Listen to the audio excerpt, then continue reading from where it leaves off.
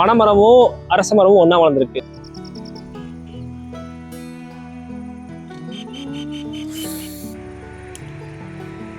வழக்கமா வேப்ப மரமும் அரச மரமும் ஒன்னா வளர்ந்து பார்த்துருப்பீங்க.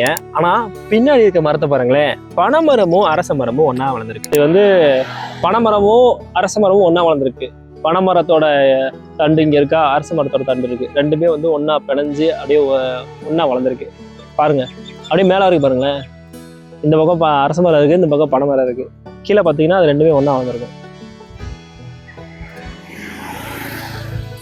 ஒன்றா வளர்ந்துருக்கு. இது என்னடா இருக்கு அப்படின்னு யோசிக்கிறீங்க.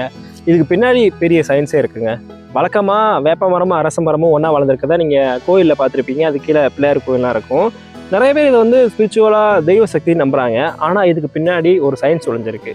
இந்த மாதிரி மரங்கள் ஒன்றா வளர்றதுக்கு யார் காரணம்னா பறவைகள் தான். அதாவது வேப்பமரம் அரச மரமும் ஏன் ஒன்றா வளருதுன்னா, பறவைகள் வந்து ஒரே நேரத்தில் வேப்பமர விதைகளையும் அரச மர விதைகளையும் சாப்பிட்டுட்டு அதை எச்சமாக ஒரு இடத்துல போடும். அது காலப்போக்கில் மண்ணில் விழுந்து மழை பெஞ்சதுமே வந்து ஒன்றா முளைக்க தொடங்குது. ஒன்றா முளைக்க தொடங்குற வேப்ப மரமும் அரச மரமும் ஒன்றாவே வளர தொடங்குது, பின்னி பிறஞ்சு. அது சில பேர் ஸ்பிரிச்சுவலாக நம்புறதுனால அது கீழே கோயில் வச்சு வழிபடுறாங்க. இப்போ இந்த இடத்துல பார்த்தீங்கன்னா பனைமரமும் அரச மரமும் ஒன்றா வளர்ந்துருக்கு. இது வேப்ப மரமும் அரச மரமும் ஒன்றா வளர்றதை விட எந்த இடத்துல வேறுபட்டு நிற்கிதுன்னா, இப்போ வேப்ப மரமும் அரச மரமும் ஒரே நேரத்தில் மண்ணில் விழுந்து ஒரே நேரத்தில் வளரும். ஆனால் பனைமரமும் அரச மரமும் ஒரே நேரத்தில் வளர முடியாது. ஏன்னா பனைமரம் வளர்றதுக்கு ரொம்ப டைம் ஆகும். ஊரில் கூட ஒரு பழமொழி சொல்லுவாங்க, அதாவது பனைமரத்தை வச்சவன் பார்த்துக்கிட்டே சாகணும்னு சொல்லுவாங்க. அந்த அளவுக்கு பனைமரம் வளர்ந்து மரமாகிறதுக்கு வந்து ரொம்ப நாள் ஆகும். ஆனால் அரச மரம் அப்படி இல்லை, கொஞ்சம் சீக்கிரமாகவே வளர்ந்துடும் பனைமரத்தோட கம்பேர் பண்ணும்போது. அப்படி இருக்கும்போது இந்த ரெண்டு மரமும் எப்படி ஒன்றா வளர்ந்தது? இப்போ வேப்ப மரமும் அரச மரமும் ஒரே நேரத்தில் வளர்ந்து முளைக்க தொடங்கும், அது ஒன்றா பின்னி பிறந்து வளரும். இது எப்படி பின்னி பிறந்து வளர்ந்தது அப்படின்னா, இதுக்கு பின்னாடி ஒரு சுவாரஸ்யமான விஷயம் இருக்கு. அதாவது பனைமரம் வந்து இங்கே ஏற்கனவே வளர்ந்துருக்கும். அந்த பனைமரத்தில் ஓய்வெடுக்கிற வர பறவைகள் வந்து ஏற்கனவே வந்து அரச மர விதைகளை சாப்பிட்டு இருந்துச்சுன்னா அதை எச்சமாக வந்து பனைமரத்தோட இடுக்குகளை வந்து வச்சுட்டு போயிடும். அந்த எச்சத்தில் இருக்க விதைகள் வந்து மழை பெய்யும் போது அதில் தண்ணி தேங்கும். இந்த பனைமரம் இடுக்குகளில் வந்து தண்ணி தேங்கும். அதில் வந்து அரசமர விதைகள் வந்து முளைக்க தொடங்குது. தொடக்கத்தில் பனைமரத்தோட இடுக்குகளில் ஒட்டுணியாக வளர தொடங்குற அரச மரம் தண்ணி இருக்க இடத்த நோக்கி வேறு விட தொடங்குது. பனைமரத்தோட அரச மரத்தோட இயல்பையாக இருந்தால் எங்கே தண்ணி இருக்கோ அதை நோக்கி வேறு விட தொடங்கும். அப்படி நீராதாரம் கீழே இருக்கிறதுனால பூமியை நோக்கி வேறு விட தொடங்குது. வேறு விட்டு அப்படியே பனைமரத்தோட சேர்ந்து மரமாக வளர ஆரம்பிக்குது. இப்போ ஏன் இது அதிசயமாக பார்க்குறோன்னா, பனைமரத்து மேலே வேற எந்த மரத்தாலேயும் வளர முடியாது. அரச மரம் வளரும், ஆலமரம் வளரும். இந்த ரெண்டு மரங்களை தவிர்த்து வேற எந்த மரமும் வளர முடியாது. அதுக்கான சூழல் அதுக்கு கிடைக்காது. ஏன் இந்த ரெண்டு மரங்கள் மட்டும் வளர முடியுதுன்னா, அரச மரமும் சரி ஆலமரமும் சரி அது வந்து காங்கிரீட்ல கூட வளர்ந்தாலும் காங்கிரீட்டே வளர்ந்து உடைக்கிற அளவுக்கு சக்தி கொண்டது. அதனாலதான் இந்த ரெண்டு மரங்களால வந்து பனைமரத்து மேல வளர முடியுது.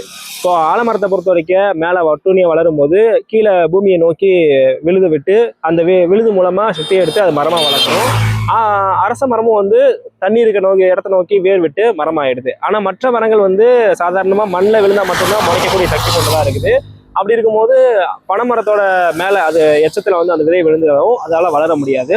அதனாலதான் இதை நம்ம வந்து அதிசயம் பார்க்கணும் அப்படின்னு சொல்றேன். இப்போ இதுக்கடுத்து என்ன ஆகும்னா, இப்போ இந்த மரமே பார்த்தீங்கன்னா இது ஓரளவுக்கு பின்னி பிணைஞ்சு அரச மரமும் பனைமரமும் வளர்ந்துருச்சு. இது காலப்போக்கில் என்ன ஆகும்னா, இப்போ அரச மரம் வந்து ஓரளவுக்கு நல்லாவே வளர்ந்துருச்சு.